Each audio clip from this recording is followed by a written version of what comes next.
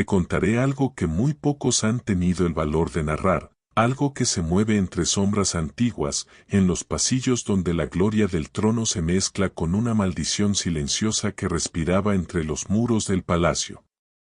Abisag, la joven de Sunem, no apareció por casualidad frente al rey David, fue enviada por un favor de Dios escondido dentro de un juramento escondido, destinado a marcar el destino de Israel y abrir un hilo profético que, siglos después, sería visible en Jesús, el verdadero heredero del trono eterno. Pero antes de entender por qué esta joven aparentemente insignificante fue elegida, necesitas caminar por el frío de la habitación donde David, debilitado, temblaba ante la vejez que lo había alcanzado como una espada lenta y mortal.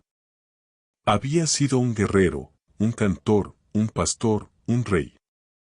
Pero ahora, en los últimos días de su vida, su cuerpo ya no respondía, la sangre le corría fría, la memoria se mezclaba con visiones, y el reino entero sabía que el final del ungido de Dios estaba cerca. Y donde hay un final de reinado, hay miedo, ambición y conspiraciones. Fue entonces cuando los consejeros, desesperados por mantener al rey con vida unos momentos más, buscaron a la doncella más joven y bella de las tierras de Israel. Pero no se trataba solo de belleza, se necesitaba inocencia, pureza y un corazón sin mancha. Por eso encontraron a Abisag. Ella no sabía que el lugar al que sería llevada estaba marcado por batallas invisibles y proféticas. No sabía que su caminar hacia el palacio era la antesala de una guerra silenciosa entre hermanos por un trono que Dios ya había decidido entregar a Salomón. La Biblia la describe solo como una joven hermosa, pero no dice que su llegada removió los cimientos espirituales del reino. Ni dice que aquella decisión, tomada en medio del caos, tenía un significado oculto que solo el cielo entendía. Porque lo que para los hombres parece una simple elección, para Dios es parte de un hilo que teje la historia hacia un futuro donde nacería Jesús, descendiente directo de David, Rey de Reyes. Cuando Abisag entró por primera vez en la recámara del rey, la atmósfera era pesada. David, temblando bajo las mantas, tenía los ojos entreabiertos. Ella pensó que lo vería imponente, como los relatos que había escuchado, el joven que mató a Goliat, el guerrero que derrotó ejércitos, el poeta que hablaba con Dios como un amigo. Pero encontró a un anciano que respiraba con esfuerzo, con la fragilidad de quien está a un paso de cruzar al mundo eterno. Y aún así, había luz en él. Un resplandor que no venía de su piel, sino de su espíritu. Abisag sintió algo recorrerla, no era miedo, era como si hubiera sido empujada por una fuerza invisible a ese destino. Ningún hombre la había tocado, y sin embargo, su pureza se convirtió en un escudo alrededor del rey. Ella se sentaba junto a él, lo abrigaba, lo acompañaba en las noches largas donde David mencionaba nombres que ella no conocía, Jonatán, Saúl, Betsabé, Urías, Joab. Hablaba dormido, hablaba despierto, y hablaba en visiones. Abisag escuchaba sin comprender que estaba siendo testigo del cierre de una era profética. Pero lo más impactante no fue lo que escuchó, sino lo que vio. En varias ocasiones, David miró hacia un punto vacío del cuarto y elevó sus manos temblorosas como si alguien se acercara desde la luz. Abisag nunca lo dijo, pero ella juraría que el rey veía a un visitante celestial. Una noche, David pronunció palabras que Abisag nunca olvidaría. Le dijo con voz suave, de este trono nacerá uno que gobernará para siempre. Yo apenas soy sombra, él será la luz. Abisag no entendió completamente, pero sintió que esas palabras la atravesaban. Era una profecía. Era la semilla de Jesús pronunciada por un rey agonizante mientras una joven desconocida lo escuchaba a su lado. Los consejeros del palacio observaban a Abisag con sospecha. No esperaban que su presencia despertara tantos rumores. Algunos decían que ella era un símbolo político para demostrar que el rey aún tenía vigor, otros afirmaban que era una víctima atrapada en un juego de poder. Pero la verdad era más profunda. Abisag estaba ahí porque su papel formaba parte de un plan divino para exponer las intenciones verdaderas de los hombres y revelar al heredero designado por Dios. Porque mientras Abisag cuidaba a David, Adonías, uno de los hijos del rey, tramaba en secreto tomar el trono antes de tiempo. Él creyó que la fragilidad de su padre era una oportunidad. Y aunque Abisag no estaba involucrada en estas conspiraciones, su sola presencia sería usada por Dios para desenmascarar las ambiciones ocultas. Abisag no imaginaba que su presencia en el palacio sería la chispa que revelaría la verdadera naturaleza del corazón humano. Su silencio, su inocencia y hasta su fragilidad se convirtieron en un espejo que exponía la ambición de los poderosos. Mientras ella acomodaba mantas sobre el rey David, Adonías se reunía con capitanes, sacerdotes y hombres influyentes para proclamarse rey sin la bendición del anciano monarca ni la aprobación divina. Él vio la debilidad de su padre como un signo y creyó que el favor de Dios ya no reposaba sobre David.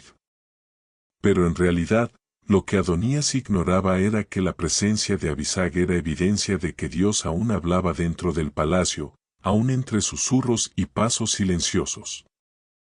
Y antes de continuar con esta historia poderosa, permíteme decir algo que debes escuchar. Si estás aquí, es porque te apasionan estos relatos bíblicos que casi nadie se atreve a profundizar. Historias que muestran lo que la Biblia no dice directamente, pero que se revela cuando observas con ojos espirituales. Por eso, si quieres que sigamos desenterrando estos misterios, dale like, suscríbete y activa la campana. Tu apoyo mantiene vivo este ministerio digital donde hablamos de personajes olvidados, profecías escondidas y detalles que transforman la manera de ver las Escrituras.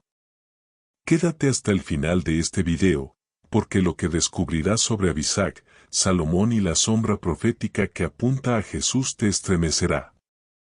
Seguimos. Mientras Abisag atendía al rey, los rumores del alzamiento de Adonías comenzaron a circular como un viento oscuro que atravesaba el palacio. Ella escuchó de lejos voces apresuradas, pasos que resonaban en los corredores, discusiones en las cámaras internas. No entendía del todo, pero sentía en su espíritu una tensión que crecía cada día. El anciano rey, aunque debilitado, percibía ese ambiente como quien siente el temblor antes del terremoto. David sabía que el reino estaba en un punto crítico, y cada acto, cada palabra y cada decisión tenía peso eterno. Una tarde, mientras Abisag humedecía los labios del rey con agua fresca, la puerta se abrió bruscamente. Era Betsabé, madre de Salomón, con el rostro marcado por la preocupación. Ella no gritó, pero su presencia trajo un mensaje urgente. David la miró con dificultad, y Betsabé se inclinó, explicándole que Adonías ya se proclamaba rey, celebrando un banquete de coronación cerca de la fuente de Rogel. Algunos estaban con él, pero otros permanecían fieles al verdadero heredero. Abisag escuchó sin mover un músculo, comprendió que su papel trascendía el simple servicio al rey. Sin saberlo, estaba siendo testigo del momento en que el destino del reino pendía de un hilo invisible. David, haciendo un esfuerzo casi sobrehumano, se incorporó levemente y pidió la presencia del profeta Natán. Abisag vio cómo el anciano profeta entraba con firmeza, como si cargara consigo el eco del cielo. Natán confirmó lo que Betsabé había dicho y recordó al rey la promesa que Dios había sellado: Salomón sería el sucesor. No Adonías, no el hijo que buscaba el trono por ambición humana, sino el hijo marcado por el favor de Dios. Y aquí Abisag entendió que el juramento escondido en el linaje de David tenía un propósito aún mayor.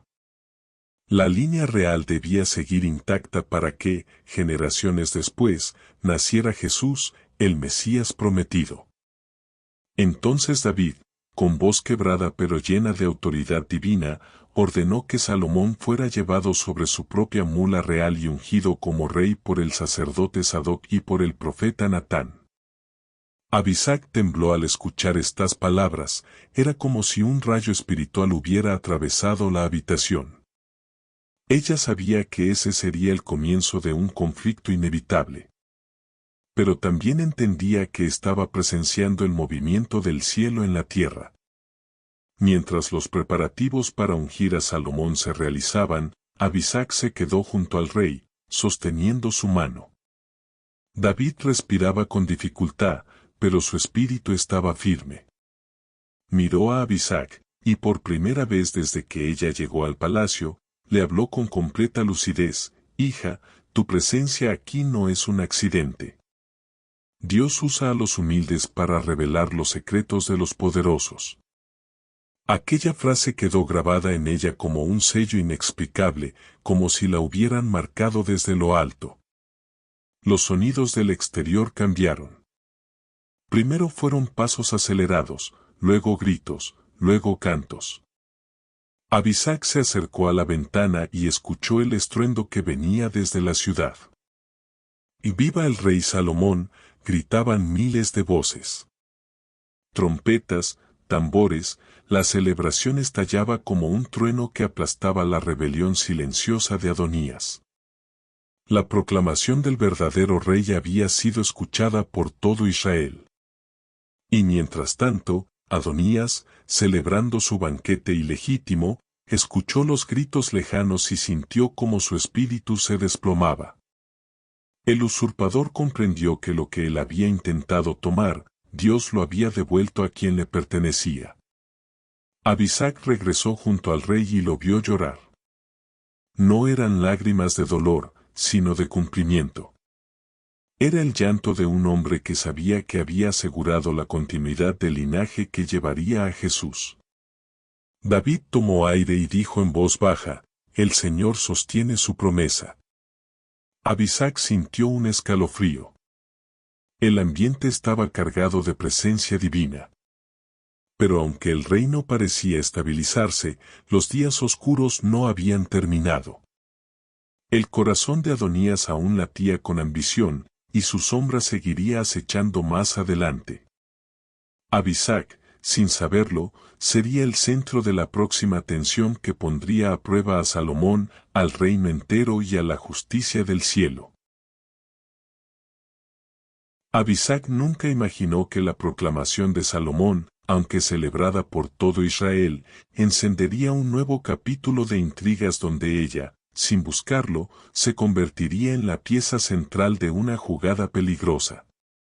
Después de la coronación, los días en el palacio parecían restaurar cierta calma, pero esa calma era apenas una niebla que ocultaba tensiones profundas. Adonías, temeroso de la ira del nuevo rey, se aferró a los cuernos del altar buscando misericordia. Salomón, en su sabiduría temprana, le perdonó la vida con una condición clara: que permaneciera quieto, sin buscar nuevamente el poder. Abisag observó aquel gesto de clemencia y sintió que la misericordia también es un filo que corta en dos direcciones.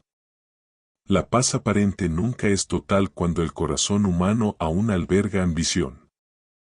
Tras la muerte del rey David, el palacio cambió su atmósfera. Los pasillos se llenaron de murmullos, órdenes nuevas, decisiones que debían tomarse con precisión y un aire de renovación. Abisag, ya sin la tarea de calentar al rey, se movía silenciosamente cumpliendo labores menores. Sin embargo, su nombre no había sido olvidado. Su presencia dentro de las cámaras reales la convertía en un símbolo del final del reinado de David y, al mismo tiempo, en una figura que algunos podían utilizar como llave política. Ella no entendía completamente el peso que cargaba, pero sí sentía miradas que antes no estaban. Era como si el palacio la hubiera transformado en un secreto viviente. Fue entonces cuando Betsabé, madre de Salomón, la buscó para hablarle en privado. La reina la observó con una mezcla de compasión y firmeza. Abisag bajó la mirada, pensando que tal vez había hecho algo incorrecto. Pero Betsabé simplemente dijo: «Hija, eres inocente en este juego de poderes. Lo que está por venir no será culpa tuya, pero tu nombre será pronunciado donde tú no puedas defenderte». Esa frase cayó como una sombra, y Abisag la sintió como una maldición silenciosa que no había pedido. Caminó esa noche sin poder dormir, sabiendo que los movimientos internos del palacio estaban lejos de ser simples transiciones políticas. Al amanecer, un mensajero del propio Adonías se presentó ante Betsabé solicitando audiencia. Fue un acto osado, arriesgado, quizá desesperado. Betsabé aceptó y lo escuchó. Adonías tenía una petición peculiar, aparentemente inocente pero cargada de intención: pedía a Abisag por esposa. Y aunque para muchos esto podría parecer un simple deseo personal, en la lógica del reino esa solicitud equivalía a reclamar la legitimidad del trono. Tomar a una mujer que había servido al rey aunque no hubiera intimidad real era un símbolo, un gesto político que gritaba poder. Betsabé lo sabía. Salomón lo sabía. Abisag, aunque joven, también lo comprendió en su espíritu. Cuando Betsabé transmitió la petición ante el rey Salomón, Abisag estaba cerca. Escuchó sin quererlo, sintiendo cómo su nombre se convertía en un arma. La joven apretó sus manos. No había hecho nada para estar en medio de una tormenta, pero allí estaba, convertida en un puente que podría unir o quebrar la monarquía. Salomón, al oír la petición, no solo entendió la intención oculta, comprendió que Adonías había roto su palabra, violado su promesa y desafiarlo. El rey se levantó de su trono con una expresión que mezclaba justicia y dolor. Adonías ha hablado su propia sentencia, declaró. Ese día, los ecos de la justicia retumbaron en Israel. Adonías, el hijo ambicioso, encontró su final como consecuencia de su propio corazón. Abisag sintió el impacto de aquella decisión. No celebró la muerte de Adonías, solo comprendió que la justicia divina no siempre es suave, pero siempre es perfecta. Ella se convirtió en testigo de cómo el corazón humano puede sellar su propio destino. Salomón, tras emitir la sentencia, no miró a Abisag con acusación ni con deseo, sino con una profunda compasión. Sabía que ella había sido usada como excusa, como pieza, como símbolo, sin tener ninguna culpa. Y a pesar de ello, su nombre había quedado marcado para siempre dentro de la historia del reino. Los días siguientes, Abisag buscó retirarse, alejándose de los centros del poder. No quería ser parte de intrigas, ni ser interpretada, ni ser usada. Deseaba una vida simple, pero el palacio la había convertido en un símbolo sin que ella lo eligiera. Esa noche, mientras oraba en silencio, sintió que Dios le hablaba al corazón. No fue un sueño ni una visión, fue una certeza profunda. Su historia, aunque breve en la superficie, tenía un propósito espiritual que trascendía los movimientos políticos. Ella había sido testigo del final de un rey, del inicio de otro, de la lucha entre ambición humana y propósito divino. Su vida era un recordatorio viviente de que Dios usa incluso a quienes parecen invisibles para cumplir sus planes. Abisag comprendió entonces que, aunque muchos recordaban a David como guerrero, rey y salmista, pocos entendían que su final también fue santo. Ella había sido parte de ese final, sosteniendo su última temporada con un servicio humilde. Y también había visto como Salomón, el rey que apuntaba proféticamente a Jesús como príncipe de paz y constructor del templo, defendía la justicia del cielo desde el primer día de su reinado. Así, sin buscarlo, Abisac fue un enlace entre generaciones, un símbolo viviente del paso de un pacto antiguo a una nueva etapa. Mientras la noche cubría el palacio, Abisac respiró profundo. Había dolor, sí. Había confusión, también. Pero por primera vez, sintió paz. Sabía que Dios la había visto desde el principio, que la había sostenido en su inocencia y que la había protegido aun cuando los poderosos la usaban para sus estrategias. Su historia no era trágica, sino sagrada. La noticia de que Jefté había hecho voto al Señor se había esparcido como viento entre los árboles. Muchos se preguntaban qué había prometido, otros callaban porque sentían que en esa batalla había algo más grande que una simple victoria militar. Sin embargo, nadie, absolutamente nadie, imaginaba que la hija de Jefté se convertiría en el centro de una historia que marcaría a generaciones enteras. Mientras su padre avanzaba hacia Mizpa, todavía con la respiración pesada, la joven corría feliz entre el polvo del camino. Sus pies casi no tocaban el suelo, como si estuviera flotando en una nube de emoción. Ella no sabía nada del voto. No podía saberlo. Su corazón solo estaba lleno del anhelo de abrazar a ese hombre que era su héroe, su amigo, su guía y, a veces, su único refugio en un mundo incierto. Cuando Jefté la vio aparecer, con un pandero en la mano, moviéndose con gracia y cantando palabras de celebración, un dolor como nunca antes lo había experimentado atravesó su pecho. Él, el guerrero que no temía a la espada, que había enfrentado 1000 peligros, sintió que sus rodillas flaqueaban. La alegría se mezcló con un terror que le congeló la sangre. Ella se acercó sin detenerse, con esa sonrisa que tenía el poder de iluminar los lugares más oscuros del corazón humano. «Padre». «¿Y volviste?», gritó mientras se lanzaba a sus brazos. Él la sostuvo fuerte, demasiado fuerte, como quien sabe que está abrazando algo que está a punto de perder. Tenía la mirada perdida, como un hombre atrapado entre dos mundos, el de la fe y el del amor. Cuando ella se separó un poco para mirarlo a los ojos, notó que algo no estaba bien. «¿Padre? ¿Qué ocurre?», preguntó en voz suave.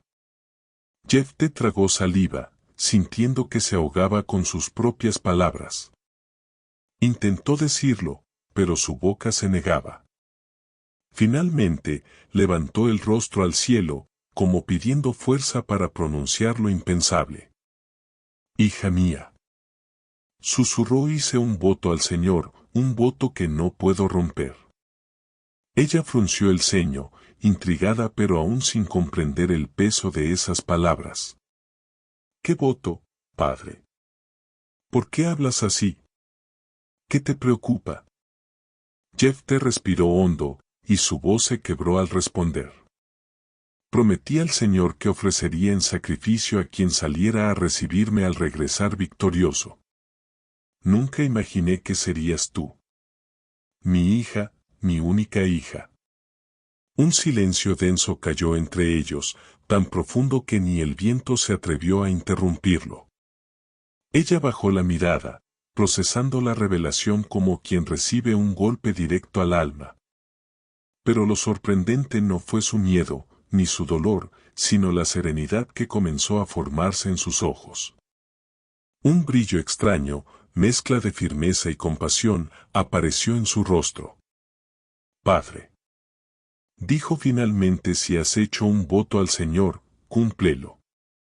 Él te dio la victoria. Él escuchó tu oración. No puedo ser yo quien rompa lo que tú prometiste». Jefté cayó de rodillas, roto por dentro. «No, hija. Si pudiera deshacerlo, lo haría. Daría mi propia vida por la tuya, gritó con desesperación. Ella puso sus manos sobre sus hombros y lo obligó a mirarla. Papá. Dijo con ternura, tú me enseñaste a honrar a Dios. Tú me enseñaste que Él es justo, que Él escucha y responde. Si Él aceptó tu voto, entonces su voluntad es más grande que nuestro dolor. Jefté lloraba como nunca antes.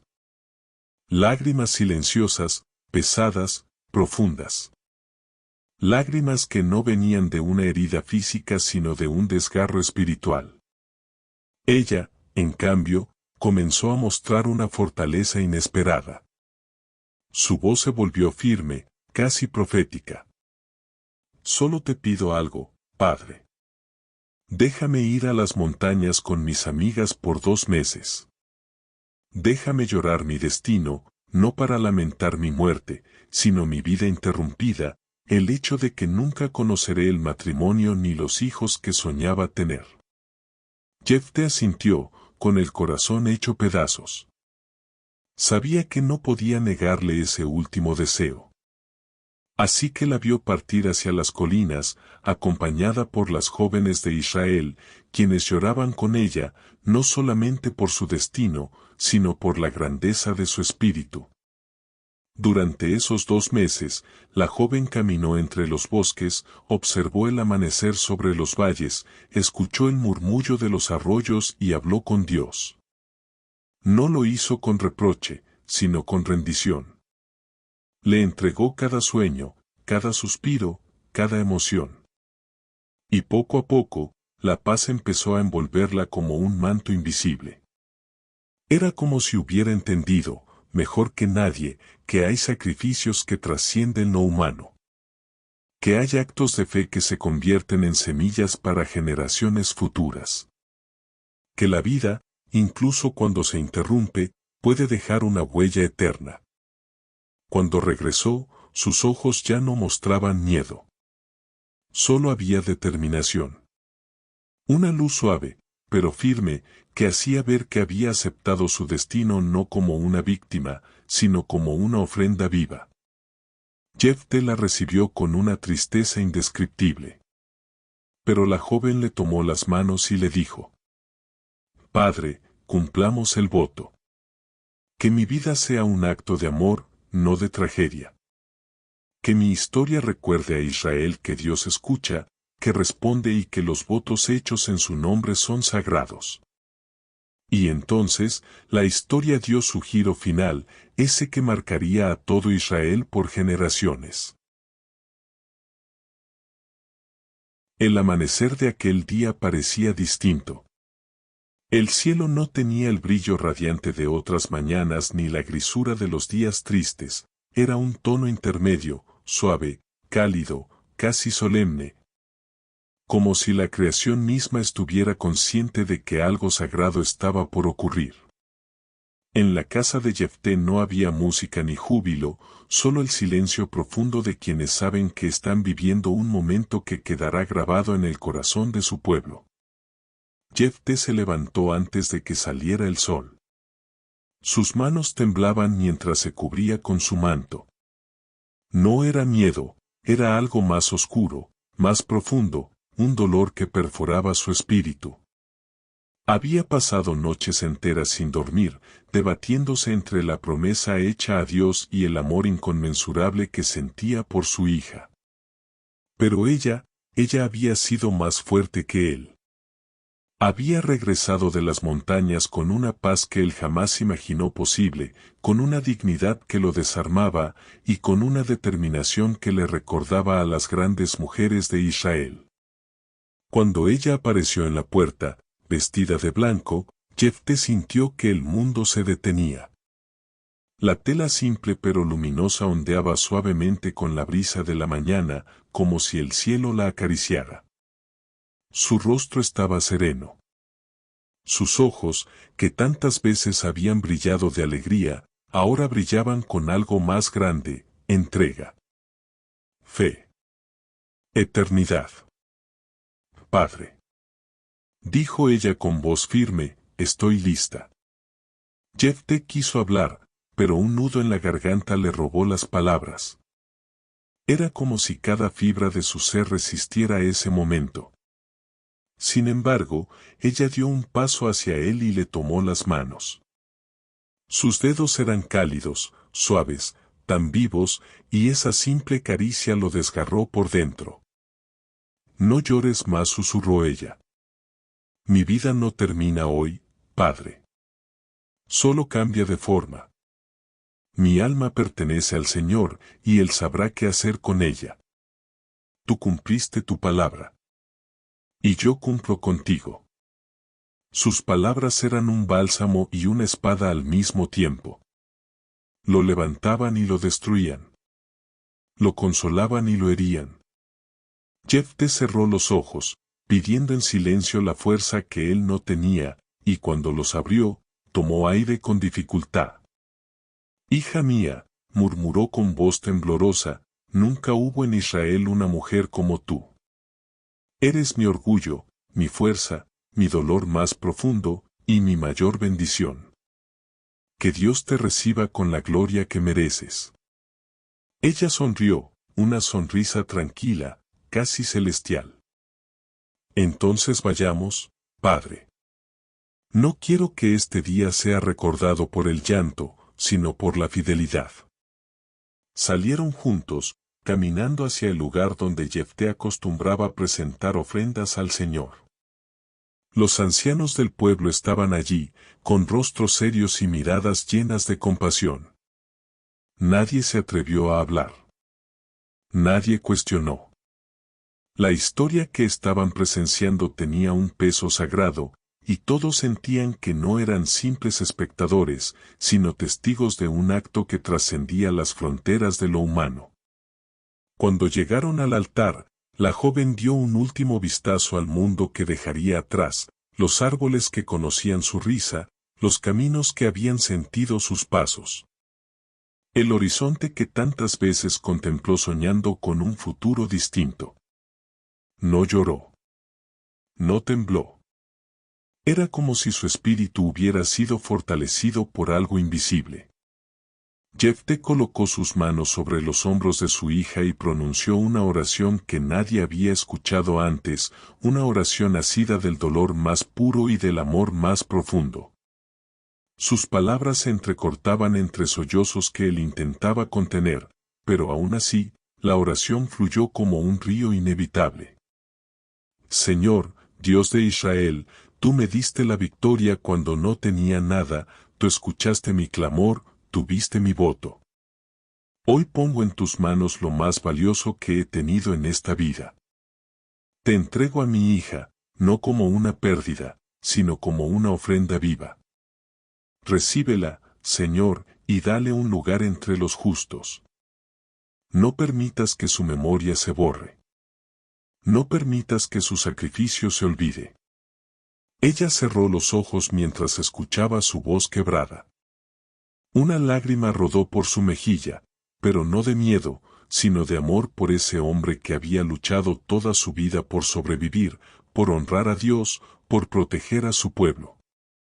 Cuando llegó el momento final, un silencio absoluto envolvió todo. Los ancianos bajaron la mirada. Algunas mujeres comenzaron a llorar en silencio. Y Jefté, con el corazón hecho añicos, cumplió el voto que había hecho. Israel guardó silencio durante días. No por miedo, sino por reverencia. Nadie hablaba del suceso sin sentir un estremecimiento en el alma. La historia de la hija de Jefté comenzó a extenderse de aldea en aldea, de generación en generación, no como una tragedia cualquiera, sino como un acto de fe que marcó para siempre la memoria del pueblo. Las jóvenes de Israel iniciaron una tradición. Cada año, durante 4 días, se reunían para recordar a aquella mujer que, con un corazón noble y una fe inquebrantable, aceptó un destino doloroso por la fidelidad a Dios. Cantaban canciones en su honor. Contaban su historia alrededor del fuego.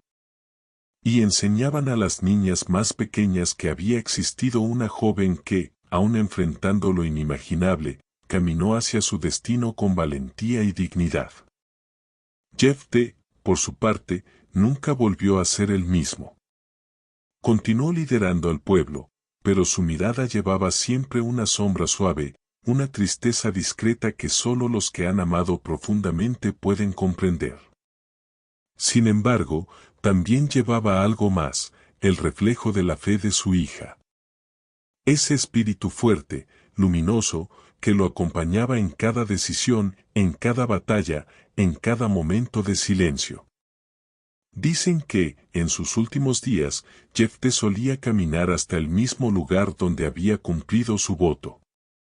Se quedaba allí mirando al cielo, en silencio, como si estuviera escuchando una voz que ya no pertenecía a este mundo.